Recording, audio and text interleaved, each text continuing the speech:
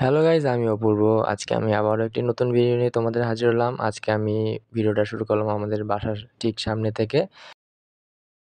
এই হলো আমার ভাই, এ হলো আমাদের ড্রাইভার কাকু। আমরা এই গাড়িটাতে করে যাব রানীশঙ্কলে, ঠিক বাংলাগড়ের দিকে।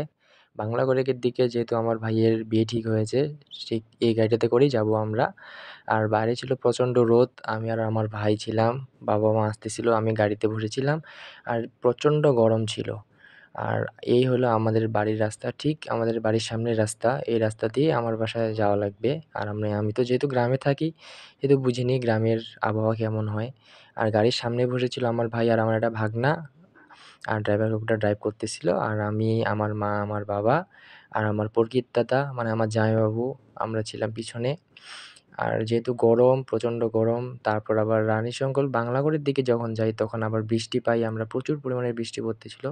তার কিছুক্ষণের মধ্যেই আমরা চলে গেলাম কনের বাড়ি মানে মেয়ের বাসায়। মেয়ের বাসায় দেখি যে অনেকে অনেক আগে চলে আসছে। মানে আমরা যেহেতু ২ টা গাড়ি গিয়েছিলাম, আমরা গিয়েছিলাম দেরি করে, মানে আমাদের গাড়িটা পরে গিয়েছিল।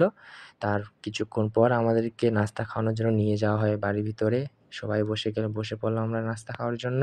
আর দুঃখের বিষয়, তোমাদেরকে আমি নাস্তার খাবারটা দেখাইতে পারলাম না। নাস্তা খাওয়ার পরিশেষে আমাদেরকে দিয়ে দিল খাওয়ার জন্য ১ কাপ করে কফি। আর এটা হলো আমার কাকু, মানে ভাস্তা হবে, অনেক দুষ্টু, অনেক শয়তানি করে বলতে গেলে আমার সাথে। আর এখানে আবার আমরা বসে পড়লাম, সবাই রেস্ট করতেছিলাম খাওয়া-দাওয়ার শেষে, মানে নাস্তা খাওয়ার পর।